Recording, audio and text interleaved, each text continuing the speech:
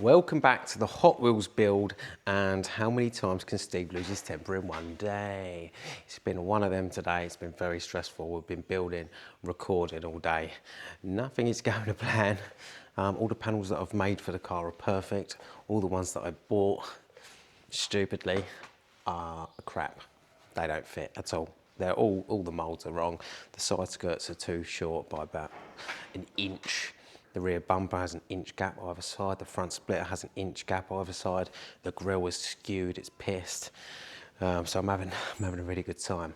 Now I have been doing a lot of work with the front bumper and I've not yet seen what that looks like on the car. Although the splitter is not on there yet, I think I'm gonna have to put that on the car to fit it and then deal with the placement, the moulding problem afterwards, because if I'm doing that off the bumper, it's actually gonna warp the entire front bumper, which means these gaps here, the panel gaps, are going to be pissed.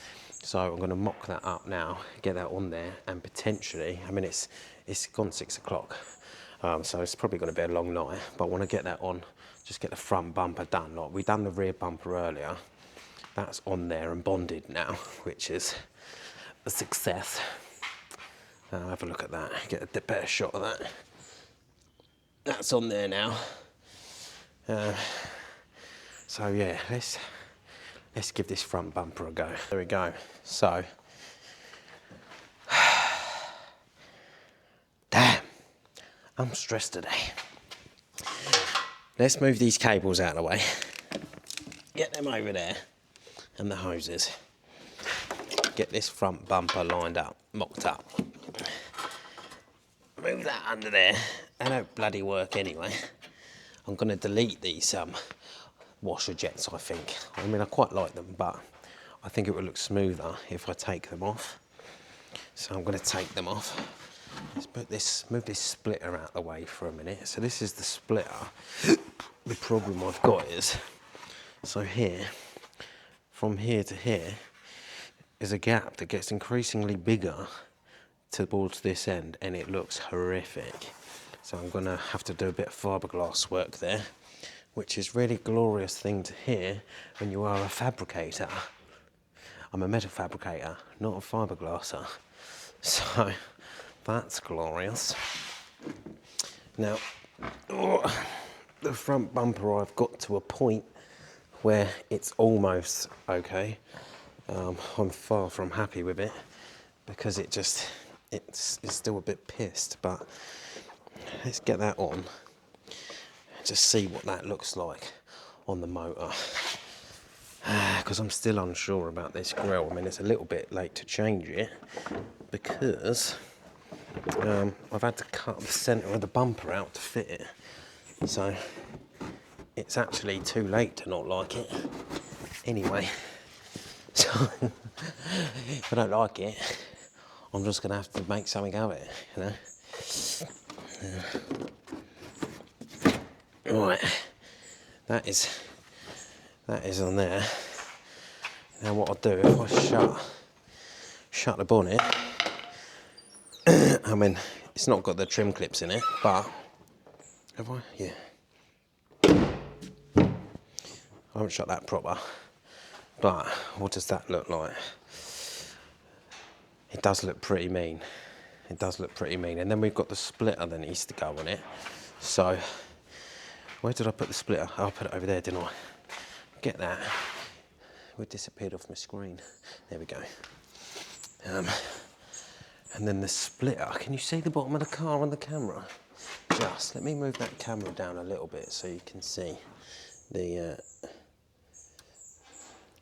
You can see the proper view of it. And then this here slots in there. Oh, what's going on here? We've fallen out. Ironically, I have fallen out with the car. Right, is that going to stay there? Yeah, so, it's fallen off the other side. Of course it has. Right, let me get a bit of timber to hold that up for a minute. Right. Out. it's not tall enough. Okay, we'll use my stick. Wedge that under there. Oh, that's gone too far now. Oh no. Okay, let's what's going on here?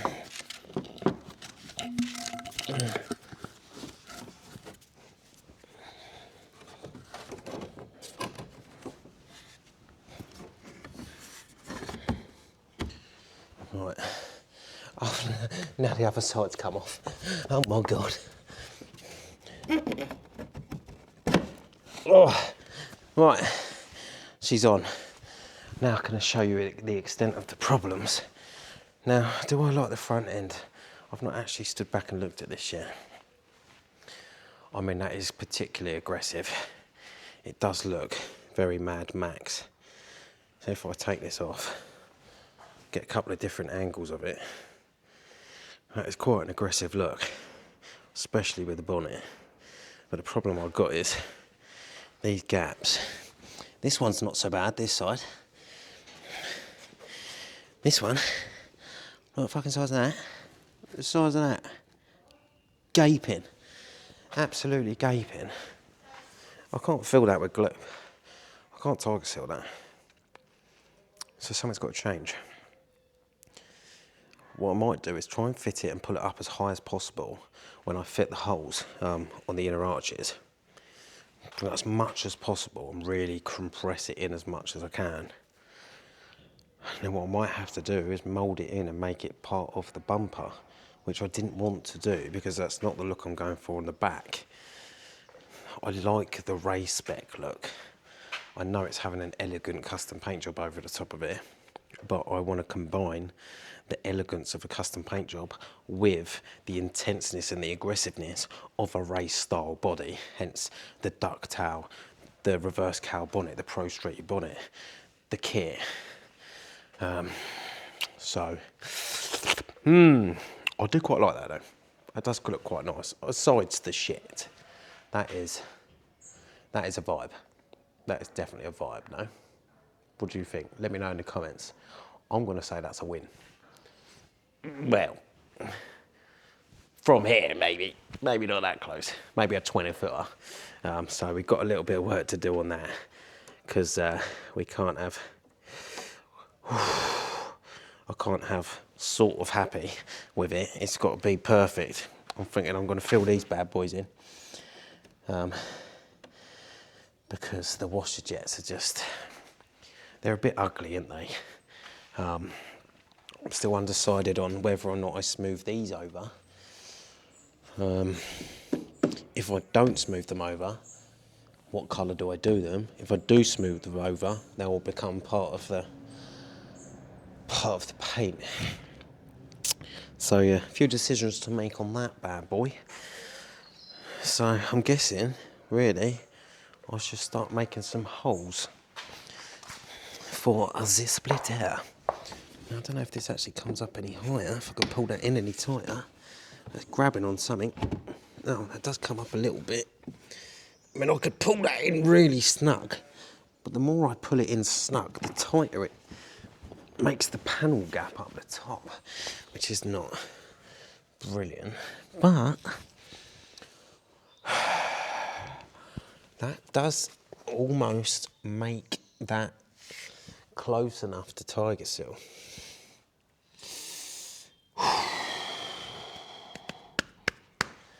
I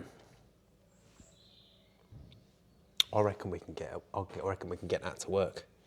I reckon. So what I'm going to do then, tonight, before I go home, I'll do it now.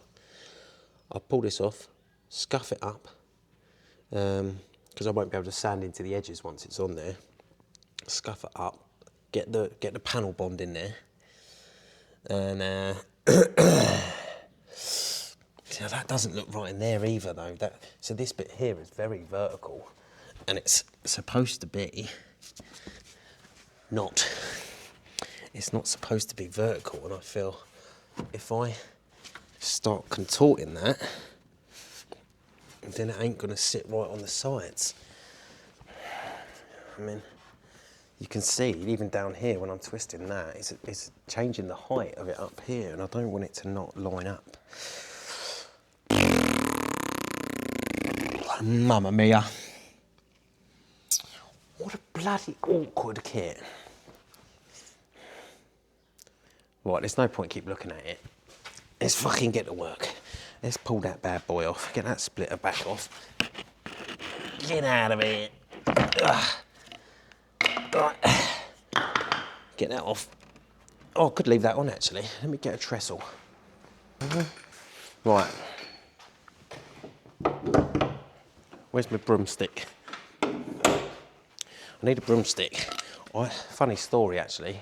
So I bought 2 struts for this, and instead of installing them on the car, I bought them because I needed them. I ended up using them in my garden because I made some planters with like hoods on them with flaps on the front, and I thought, oh, I could use them gas struts.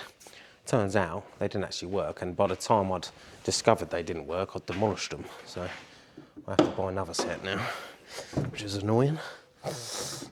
But this broomstick fits perfectly in the holes. Glorious. Let's get this off.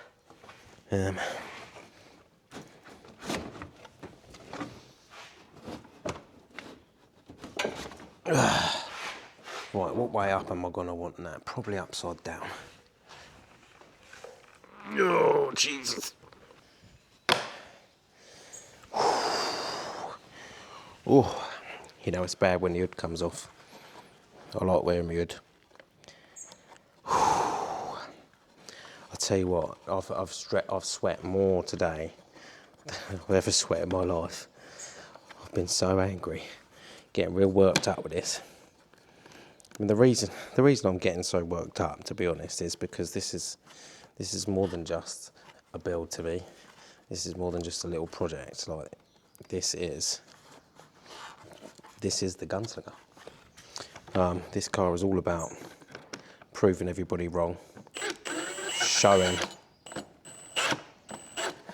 know, it's more than just showing that the 300C belongs in a Hot Wheels lineup. There's so much more to this. Like, it's about showing that after spending your whole life being doubted, being told you're not good enough, being told you'll never make it, like, oh, you can't even fucking read, how are you going to spray a gun?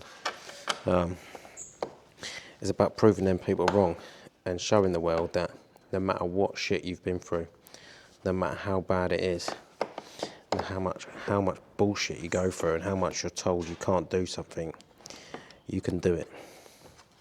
That's what this is about, and that's why I'm so emotionally invested in this car. Hence why everything is heightened. I'm a little bit more stressed than I usually am, a little bit angrier than I usually am.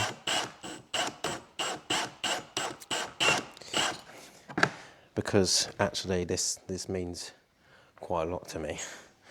It's not just a paint job, it's me proving a fucking point that, you know, I've put out there and claimed that I'm the best custom painter in the UK, and now I've got to back it, and I will prove everybody wrong. People can keep doubting me, they can say what they say, haters gonna hate, as they say, but painter's gonna paint, and I'm gonna keep on painting. Bush. And yeah, the point will be proven. Now I think, just for safety, I'm going to put another one in there. I don't really want loads of screws in there, but I also don't want it to start cracking after I've painted it. So, safety first, let's put 2 more in there. What's going on? There we go. Let's put one either side here then.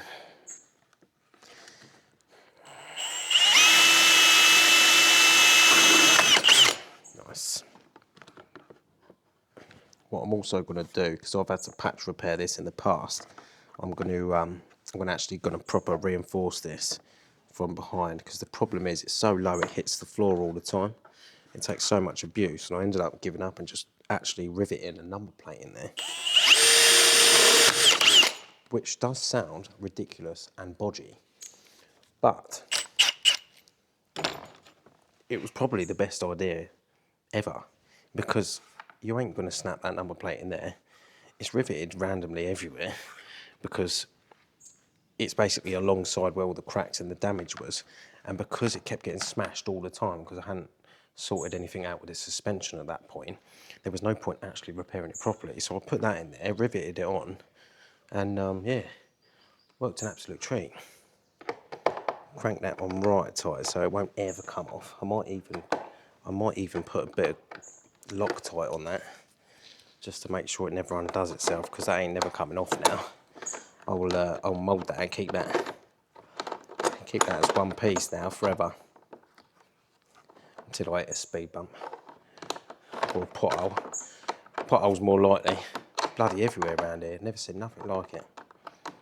Potholes in this country. Absolutely insane. I was driving down, only the other day I was driving down this road, hit a pothole, snapped me rear shock mount off on the Chevy. 1948 Chevy, fuming. Right, so now I'm going to see if there's any adjustment of playing this grille, because this was sitting slightly to the left. Oh, I can't remember. Oh, that's devastating.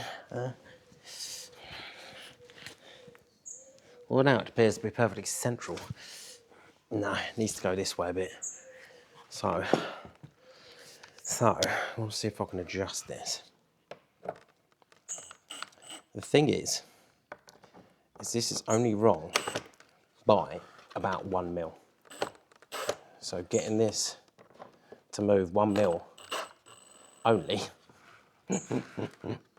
could be interesting. I'm just going to slightly slacken these off.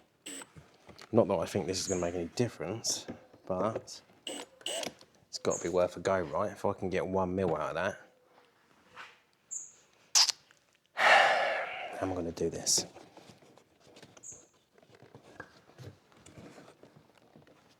I really don't think I'm going to get any movement. I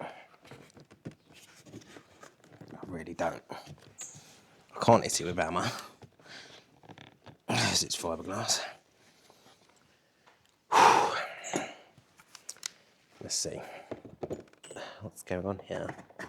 Oh, I need to release the Kraken. Release the Kraken! Get this Tiger Seal in there. Hopefully this goes a bit better than the rest of the car, and I can stop crying like a baby. It's been a very stressful day. Don't know if that's actually going to make contact, to be perfectly honest, but it's quite a fucking gap. This is the problem with this kit. Like, just nothing seems to be correct. Like, the fitments are all off. Quite excessively bad.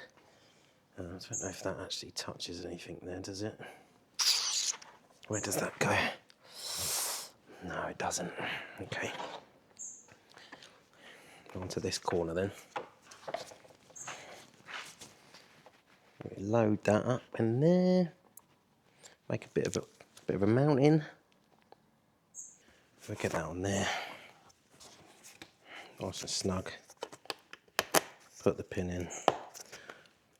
Put the trim clip. Oh yeah, you would do that now, wouldn't you? Come on. There we go. Get that trim clip right in there tight. Close the pin in. Same with this one. Nice and tight.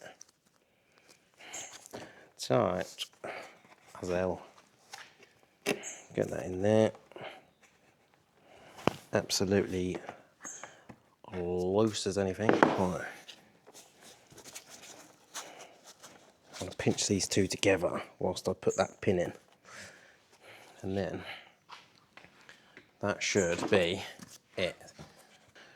Right, so let's finish this evening. It's currently 7 o'clock. Let's finish this evening on a high and get this bumper back on the car. Cheer me up a little bit just to see a little bit of progress before I go home. because it has been a very long, stressful day. And let's see how she sits. Hopefully, this could all look awful, and then I won't be very happy anyway. But I am hoping we have some success before I go home. These bumpers are very easy to put on with two people. Not quite so easy on your ones.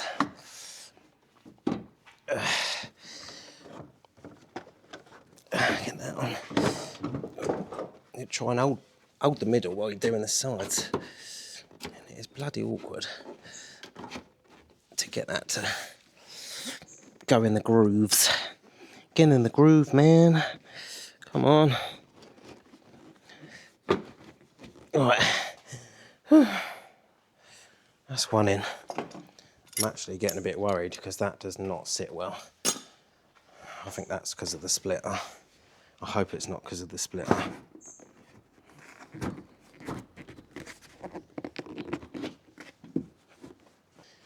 Ah, this one has pulled itself back in. Okay, it does pull it down slightly because of this. However, I think that's manageable. I think we've ended on a win here, boys and girls. Oh, mate. Come on. Come on in. Oh, that's cool. Right, let's get that bonnet down. I'll tell you what I'm going to do, actually. Let's put the bonnet back up. Let me get some trim clips.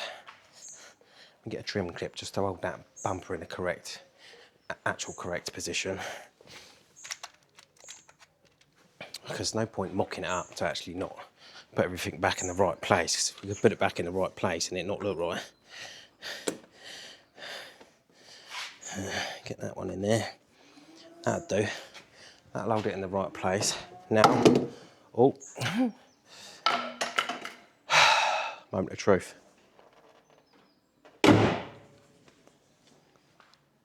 Huh, that's not bad.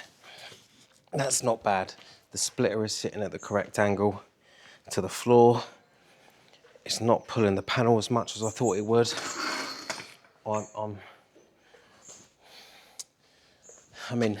I've actually managed to perfectly symmetricalise the grille, which was 1 mil out. Can you believe that? Oh, mate. Oh, mate. I'm going home with a smile on my face today. Oh, I've got to tell you, that was a long day. But that bumper is looking pretty juicy. Move this trestle out of the way. That is mean. That is mean as hell. The splitter actually sits pretty good in line with the floor, which doesn't really matter because the back end's getting jacked up anyway. But that is naughty. That is a naughty looking car. That front end is sick. A little side on view. Oh, mate. Okay, I've cheered up now. I can go home and sleep. Massive shout out again to Custom Paints in the UK for partnering with me on the 300 build, the Hot Wheels build. They really are a phenomenal paint company. The customer service is on point, the prices are on point, the products are on point, and I am debuting the Candora candy next month, which is really exciting. I'm going to be the first person in the UK to be using this Candora paint.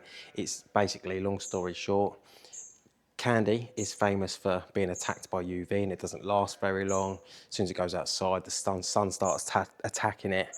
Whereas the Candora, it's still candy, but it uses different pigments, so which it doesn't get affected the same by UV. So fantastic product. I'll be showing you all in about 3 weeks how good it is. And but for now, if you want to see more on the 300 build, subscribe, share, comment, whatever you need to do. I don't know. YouTube means nothing. I don't understand it, but subscribe, hit that bell. And yeah, I will see you next time. Toodle pips, see you in a bit. Much love.